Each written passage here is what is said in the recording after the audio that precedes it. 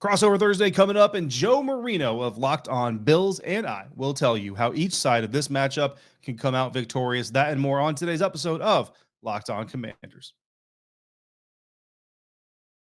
You are Locked On Commanders, your daily podcast on the Washington Commanders. Part of the Locked On Podcast Network, your team every day.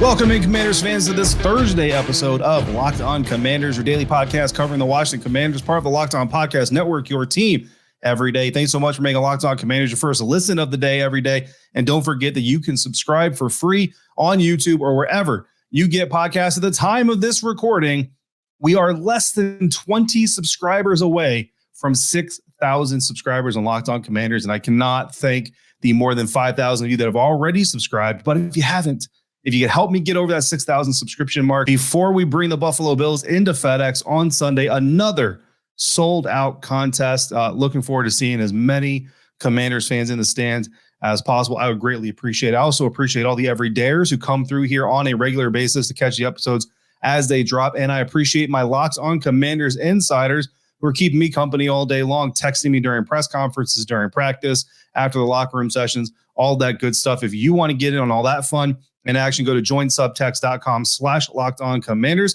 And you can go one-on-one with me, your host, David Harrison, on Twitter at DHarrison82, credential member of the media covering your Washington Commanders for CommanderCountry.com, a part of Sports Illustrated's FanNation. Now, let's bring in Joe Marino of Locked On Bills for this week's Crossover Thursday. This Crossover Thursday episode is brought to you by Prize Picks, the easiest and most exciting way to play daily fantasy sports. Go to prizepicks.com/LockedOnNFL. Use a promo code, all lowercase, LockedOnNFL, for a first deposit match up to $100. On today's episode, we're going to discuss what the Buffalo Bills and the Washington Commanders both have to do to come out of FedEx Field with a win on Sunday. And we'll discuss the key matchups and players coming up for week 3 this weekend. But first, we are going to start with the biggest thing happening around each team before this game or leading up to this game. And Joe, in honor of all my buddies living in upstate New York from my time stationed at Fort Drum, I would like to say, let's go Buffalo first with the biggest story happening around your franchise that you cover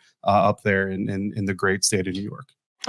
Good to be on with you, David. Excited to talk about this football game. I'm sure Washington fans are quite excited about the 2-0 start. And, obviously the Bills looking to stack wins. I think that's where the storyline for me is with the Bills. They're a pretty healthy football team. I feel like a lot of the dynamics that we expected to be in place have evolved nicely. Obviously, they bounced back really well from kind of a goofy Monday night opener against the Jets into a dominant win over the Raiders. And so I think for this Buffalo Bills team, now that it feels like it's on track, that they bounce back, it's about stacking wins and starting to be the team you're supposed to be this season. 38-10 win over the Raiders is a good start to that, but it's about stacking wins. And obviously, you have a road date in Washington where you're favored by 6.5 as of the recording of this podcast. And it feels like an opportunity that the Bills need to seize, especially with what's happening the following week, which is a home date against the Miami Dolphins. And the Bills have won the AFC East 3 years in a row, but the Dolphins are certainly nipping at their heels. They feel like the biggest threat to the Bills in terms of repeating for a 4th time. And so it's about taking care of their business this week and not getting lost in what's happening next week. We know the NFL is a week-to-week league, and you can't not look ahead. That's what the key thing for the Bills this week is, going and taking care of your business and letting the Miami week be the Miami week and focus on a 2-0 Washington team that has a lot of talent. Yeah, I mean, the popular phrase is trap game, right? And I think that every NFL fan base has kind of gone through situations where their team may be heavily favored in a matchup, and maybe there's a big matchup coming up next week. Like this week was the Cardinals for the Commanders. You got the Eagles in week 4, so that would be a trap game feel for the Washington Commanders. But this here is an opportunity for the Washington Commanders to really kind of make a statement to the National Football League that they are really a lot better than a lot of people expected them to be. Most people had this team at the bottom of the barrel, maybe selecting top 5 in the NFL draft, probably going after a new quarterback, maybe Sam Howell's best friend, Drake May, who's playing out at UNC. How awkward of a situation that would be if Drake had to come into this locker room and compete with Sam for a starting job. But that's really what was expected. Now, coming through week 2, the Arizona Cardinals game, not as clean as everybody wanted it to be. The Denver Broncos with the comeback and the first, underdog upset victory of the year. I don't know that it's enough to make people say, okay, the Washington Commanders could be for real, or at least, could be really competitive in the NFC East or the playoff picture. But at least people now, I think, have kind of a layer of respect around this team and their young players, especially their quarterback, and the resiliency, right? That's the message that Ron Rivera talked about, was resiliency. And honestly, I think that is the biggest story surrounding the Washington Commanders right now, because Sam Howell has obviously showed that resiliency, not just in these two starts of this season, but you go back to his dropping all the way from being a first-round draft pick candidate to being a fifth-round draft pick candidate. I talked to him recently here this season about that whole thing and asked him about kind of his projections from the advisory board coming in. And he did acknowledge like the projections were a little bit all over the place, but they were definitely in the more day 2 range than they were the day 3 range. But then every team, and he didn't specify, but every team he thought might go after him ended up bringing in a new quarterback.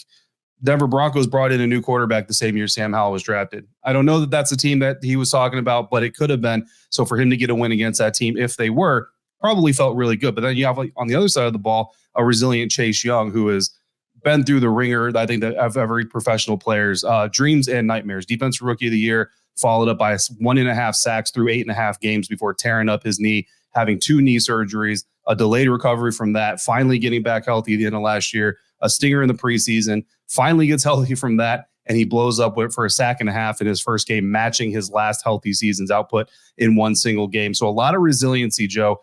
And not only is this team going to need that resiliency against Buffalo, they're going to need resiliency and clean football, which hopefully will keep them from needing another fourth quarter comeback in week 3. Yeah, it's interesting you mentioned that about Sam Howell. And I think some of the best players at any sport are the ones that can really find that chip on their shoulders. And I think that's a good point with Sam Howell. I mean, I'm living in the draft space all the time. We started the mock drafts that year with him as a top 3, top 5 selection, and he falls to the 5th round in what was a really goofy quarterback class altogether. And so, I think him being able to manufacture that, being able to work with Eric Bieniemy taking over this offense, the offensive line has certainly looked good through two games at this point in the season. And so you have a team that feels like they're playing with a lot of motivation. There's certainly a lot riding with the new ownership in Washington. Everybody has to perform, right? Everyone's under evaluation. And so them being 2-0 at this point in the season puts them on track. That gives them confidence. And I'm sure that they're looking to validate, like you said, and make a statement and beat the Bills, right? You do that, think you're no longer going to be questioned as a 2-0 team. You're going to be a 3-0 team that all of a sudden looks like they can make some noise in the NFC, which feels like a wide open conference. You certainly have the top guys, right? The 49ers, the Cowboys, the Eagles, they're all 2-0, but so are the Commanders and the Falcons and the Bucks, right? It feels wide open. And it's cool to see Washington have some success, and we'll see how it goes throughout the course of the season. Yeah, absolutely. We're having a fun, time getting right out the gates. We'll see which horses can kind of keep up with the front of the pack. I know when I did my regular season preview, I kind of went quarter at a time. In the first quarter, I told my listeners, I said, look, 2-2, that's par for the course. That's the minimum you should expect. You feel okay going 2-2 with this type of a schedule in front of you. They've already got the 2 wins. So anything after this, if you can get another one, whether it be from Buffalo, and again, you don't want to look ahead of anybody, but especially the Buffalo Bills. But if you can get a win against Philadelphia Eagles, come out with a 3-1 record, 4-0 record, Joe, would I don't know. I don't know if the DMV could handle the Washington Commanders 4-0 after the first quarter of the season. But anything after this is of course just a benefit for everybody involved. But of course, those storylines aren't going to be the only ones dominating Sunday. We've got key matchups and players to look for this weekend as the Buffalo Bills visit the Washington Commanders. That's coming up next on today's crossover Thursday episode of Locked On Commanders, Locked On Bills, part of the Locked On Podcast Network, your team every day. And this crossover Thursday episode of both Locked On Bills, Locked On Commanders, brought to you by Prize Picks, the largest independently owned daily fantasy sports platform in North America. They are the easiest and most exciting way to play DFS, daily fantasy sports, because it's just you against the numbers. Instead of battling thousands of other players, including pros like Joe Marino and sharks like, James Yarko, he's a lot better at this than I am. You pick more than or less than on 2 to 6 players, stat projections, and watch the winnings roll in. Prize Picks is really simple to play. I can make my picks and submit my entry in less than 60 seconds.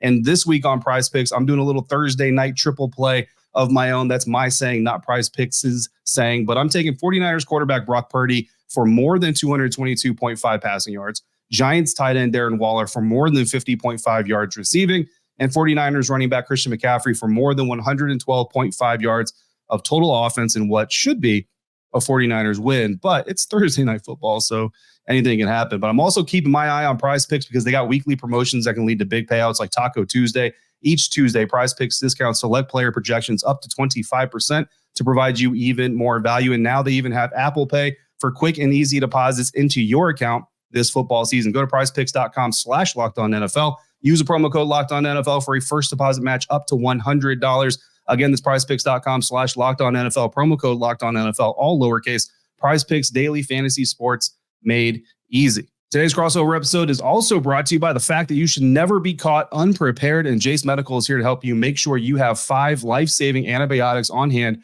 for emergency use if ever you should need them. The Jace case provides 5 life-saving antibiotics for emergency use, and all it takes to get your Jace case is fill out a simple online form, and in some cases, jump on a quick call with one of Jace Medical's board-certified physicians. It's doctor-created, it's doctor-recommended, and everybody should be empowered to care for themselves and their loved ones during the unexpected. Whether it's a natural disaster or simple travel issues, one Jace case user, Frank, said, quote, "Easy as 1, 2, 3, just in time. I received our package the same day I got a sinus infection and my doctor was out of town. No appointments for days. Thank goodness it arrived," end quote. So it doesn't have to be the apocalypse happening. Sometimes you just need to have the meds you need when you need them. Storms, shortages, pandemics, whatever it is, you need to be more prepared now more than ever before. The Jace case gives you peace of mind, and Jace Medical is making sure you have the medications you need in hand. Save more than $360 by getting these life-saving antibiotics with Jace Medical, plus an additional $20 off by using the promo code Locked On at checkout at jacemedical.com. That's JASE medical.com.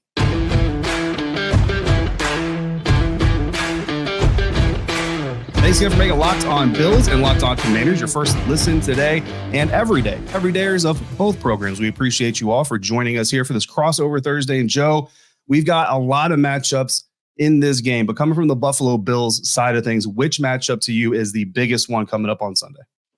Yeah, my mind goes right to this Commanders defensive line. Montez Sweat, Chase Young, Daron Payne, John Allen. We've talked for years about this group, all the first round picks, the talent there. So far, these guys are looking pretty good through a couple of games. 10 sacks in 2 games. I mean, they're putting quarterbacks on the back. Obviously, you mentioned Chase Young already, him finally being healthy, coming through with a sack and a half. And so that's a tough challenge for any team. And the Bills obviously will have their hands full with this group. They did quite well last week against the Raiders and Max Crosby, but they don't have any other threats besides Max Crosby. And you go back to that Jets game and you feel like, all right, they were able to heat him up a little bit more. And obviously there's more talent on that Jets defensive line. And so this is a big test for the Bills offensive line. Obviously keeping Josh Allen upright and giving him time to operate is critical every single week. And you got a tough defensive line to deal with here that can get organic pressure. They can rush floor and get home. They have guys that can win one-on-one. And so it's going to be a big test for the Bills, and obviously one of the most critical things if the Bills are going to come away with a win. Yeah, I think 100%. I think you hit the nail right on the head. I actually just finished on Tuesday, dropped an episode that kind of did a deep dive of the Washington Commanders, 10 sacks, and being first in the league in the NFL right now, tied with the Dallas Cowboys, and second in the league in sacks per pass attempt and all those things. And look, 7 of those came against the Denver Broncos. That's a very large sum to have in one game, so it's not quite an even split, but the addition of Chase Young hopefully is kind of what helped spark that increase in production. And if they can get a similar or same type of performance against Josh Allen, certainly will give the Washington Commanders an opportunity. I do know one thing: the Washington Commanders cannot come out of sleep on defense for the first quarter and a half the way they did in Denver, or else this thing might be ugly pretty quick. I'm gonna cheat a little bit. Typically we go players on these matchups, right? I'm gonna go Sean McDermott against Eric Bieniemy. And Kansas City Chiefs fans have been kind of rallying for a long time that Eric Bieniemy deserves to be an NFL head coach. And there's been people in the media and supporters of his out in the public that say Eric Bieniemy should have been a head coach a long time ago. This opportunity in Washington is really kind of the first opportunity he's had to just, without a doubt, unquestioned, just be the man in charge of an offense that nobody can take away from him. I mean, he's got questions here, Joe, just last week about how was it to be a play caller on the sideline for week 1 in the NFL. And it wasn't meant as any type of a disrespectful question. And EB didn't take it that way, but he did come back and say, I've called plays before, you know what I mean? But that stigma and opinion or perception of him not being a consistent play caller is obviously carrying through with him, to this day, even in Washington. And if he can do what he's done in the first 2 weeks, both weeks, the Washington Commanders come out and they haven't necessarily been amazing on offense in either game. Did better against Denver, even in the first half, even though the point output wasn't all that great until maybe the middle portion of the second quarter. But in both those games, he came out in the second half, and the adjustments he made with his young first-year starting quarterback, Sam Howell, and able to get him more comfortable, get him more effective, and get the offense rolling a little bit better, those have been huge. And if he can do it, we talk about statement games. Obviously, the Washington Commanders want their respect. But if Eric Bieniemy can come out and do this, and I'll even say they don't even have to necessarily win, to be honest with you, but if he can come out with a game plan that keeps the Commanders competitive, and maybe makes this a one-score game, maybe a last possession game type of deal, even if they don't come out with a win, Eric Bieniemy can make a lot of people swallow their tongues come this offseason when his name is brought up in head coaching conversations again. Yeah, I love that dynamic of McDermott versus Bieniemy, because Sean McDermott is now the defensive coordinator for the Buffalo Bills after Leslie Frazier had a really good run. This is Sean McDermott's defense. And what's interesting in kind of reflecting over Sean McDermott against younger quarterbacks in the past is he seems to be pretty aggressive, willing to blitz and really just throw the kitchen sink at young quarterbacks. And what's interesting about that is the Bills have not been a blitz-heavy defense so far this year. Actually, I think third lowest blitz percentage in the NFL right now at about 11% of passing attempts sending pressure. Do they mix that up this week? Do they send more pressure at Sam Howell in his fourth NFL start, in his third game with a new play caller? You can see them really trying to stress Sam and stress Eric Bieniemy to have those built-in answers and for Sam Howell to make good decisions. And so I'm interested to see if this is kind of a game here for the Bills where they're a bit more blitz heavy than they were in their previous two outings this year with Sean McDermott as the defensive coordinator and, of course, the head coach.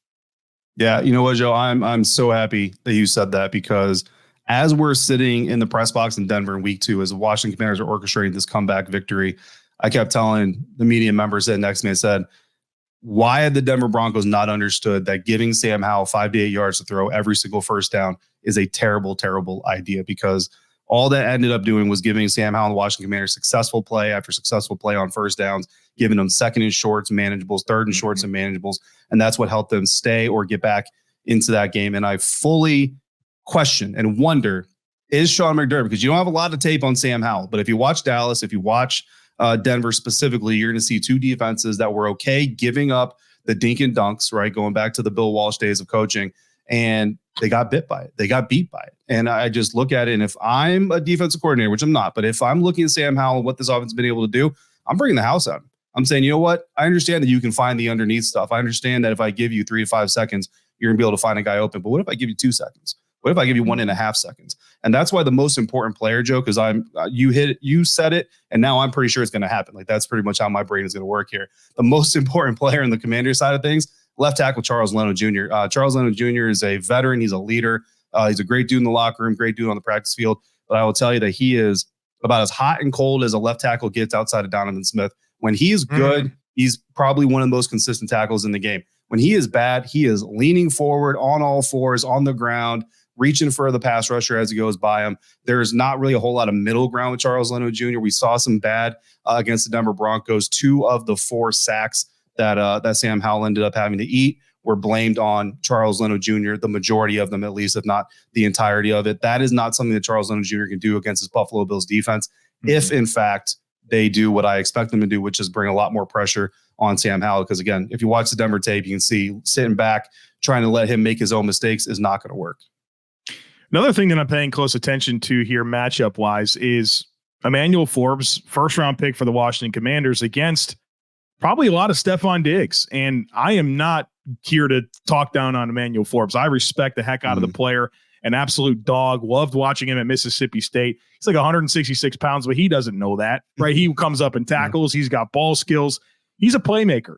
And I'm excited for his career, but this is his third game, and he's going up against a really, really good player in Stefon Diggs, one of the premier receivers in the NFL. And I think that it's going to be a fun matchup to see how Steph plays against him, because the first couple of weeks he's faced a lot of big, long corners, and now that's not really the case at all with Emmanuel Forbes. And so how do the Bills go after that matchup? You have to think they're going to. I mean, even the collective Washington secondary, there's some veterans in there, of course, with Fuller, but there's a lot of youth even at safety, and with Benjamin St. Juste and his role in the defense. And so I'm interested to see how this Bills passing offense that is in year 6 of the scheme, how do they attack what I think is a pretty young overall Washington secondary?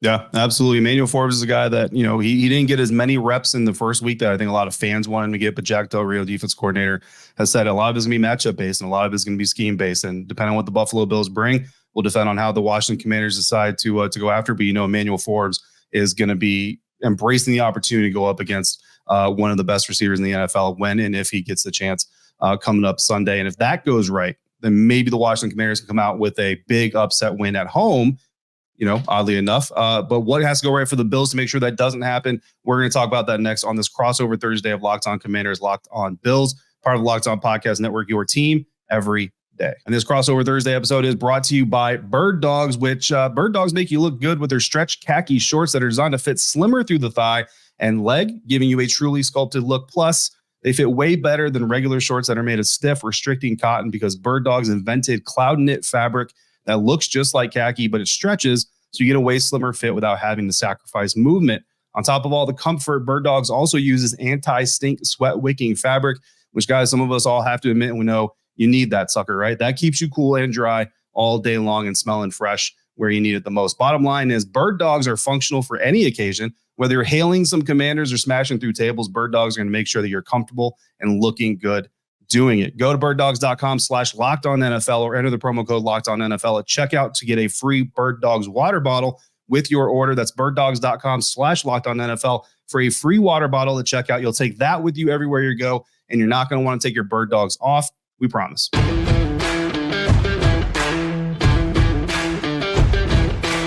Locked On Bills, Locked On Commanders, wrapping up this crossover Thursday episode ahead of Week 3. A big matchup happening here in FedEx Field in the DMV. I know Commanders fans are excited. Joe, I have not heard a lot of publication about the number of tickets sold for FedEx Field, and I know the Commanders were really excited to publicize all the numbers of tickets sold for Week 1. So it makes me a little bit worried that maybe the Commanders are seeing a lot of transactions coming from New York, zip codes, and the like. So we'll see. Buffalo Bills fans definitely travel well. Looking forward to the environment no matter what happens. But what has to go right from the Buffalo side of things in order for Bills fans to leave the stadium feeling good? Well, David, I feel like it comes down to 3 things. Protecting Josh Allen. And so obviously the big challenge that we talked about in the opening segment about that Commanders defensive line against the Bills offensive line. You have to meet the moment. You got to win one-on-ones because there's not that many different ways that you can help, right? There's 4 different guys here that can get home. It's not Max Crosby and nothing else. This is 4 dudes. And so you're going to have to win one-on-ones. So that starts with the offensive line winning and protecting Josh Allen. I think it comes back down to from there is avoiding negative plays. Those guys are not just good pass rushers. They can get tackles for loss. You saw that over the first 2 games of the season. And so staying ahead of the sticks, not finding yourself in 2nd and long and 3rd and long and avoiding those negative plays, which also means not turning over the football. And so Josh Allen, a clean game against the Raiders, no turnovers, but everybody saw Monday Night Football, 4 turnovers. Josh Allen, you're going to see the statistic every week.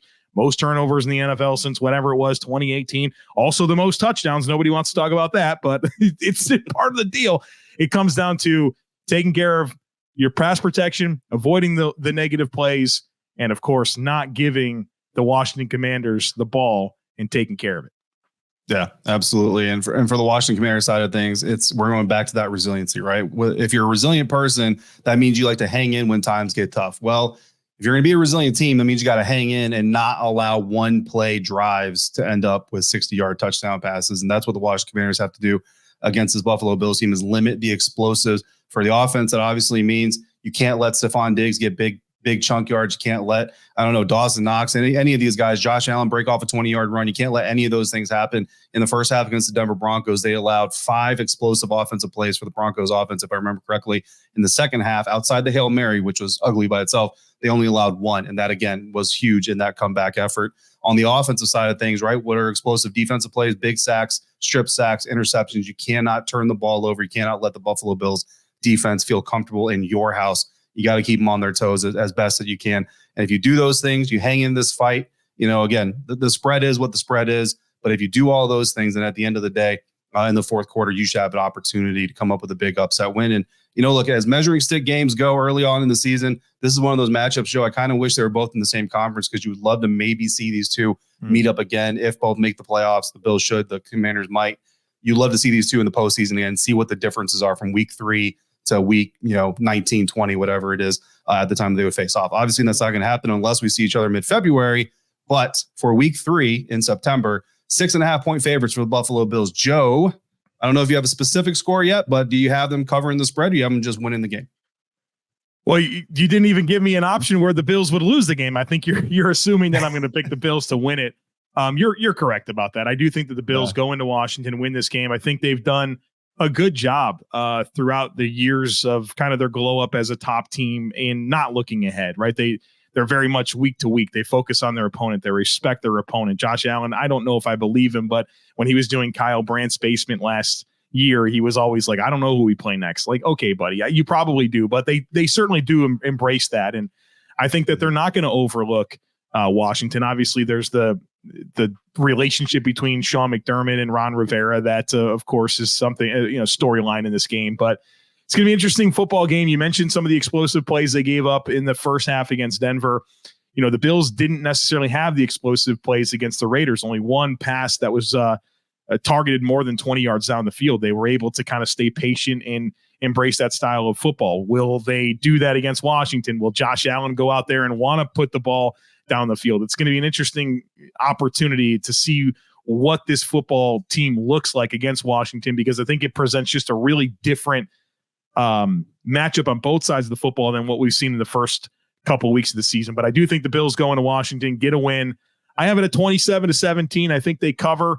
But look, I'm not dismissing Washington. I think there's a path for them to win. I think they have the pass rush. If they can take away the football and really kind of just limit some of those big plays, win in the red zone, there's obviously a path for any team to win in the NFL. I'm not taking the Commanders lightly, but I do think the Bills take care of their business. Yeah, I don't think you're going to be alone on that. I know a lot of Commanders fans are anticipating what's going to happen. They're excited to see what happens in the future, but they do know that this game is going to be a very tough one for this organization to win right here, especially week 3. And I do think the Washington Commanders, like I said just a minute ago, week 3 Washington Commanders versus, say, week 13 Commanders are going to be two different teams. And hopefully health is on their side, and that helps them continue to develop. This is a team on the rise, I believe, but I don't think they're ready for a matchup like this one just yet, going up against the Buffalo Bills. And I do think that the Bills win this thing, but I'm going to go 27-21. So if you want to take the Commanders and the points of FanDuel, I believe that you'll probably be happy with that. I would probably stick to money line bets with this kind of thing, though. And unfortunately, if you're going money line, you're probably going Bills on that one. But I hope Locked On Commanders fans, listeners, every day, as you know, that I value being honest above all. So you kind of had to see that coming. So that's going to do it for today's Crossover Thursday episode. Locked On Bills, Locked On Commanders. Coming up, we've got at least one more episode to wrap up the week before this thing kicks off on Sunday. So make sure you come back for that. In the meantime, make sure you're following Joe on Twitter at the Joe Marino. Commanders fans, you heard Joe say it. Draft thing is kind of his thing. Even if you are not a Buffalo Bills fan, you should still be following Joe Marino again on Twitter at the Joe Marino. And you can find me at DHarrison82. Not as good of a Twitter follow, but I try. As always, thank you so much for making us your first listen of the day every day. Thank you for coming back through on a consistent basis like you do for both shows. Thank you so much for making each of us part of your day, part of your football routine. Until we speak again, please be safe, be kind. We'll see you next time for another episode of Locked On Commanders, Locked On Bills, part of the Locked On Podcast Network, your team every day.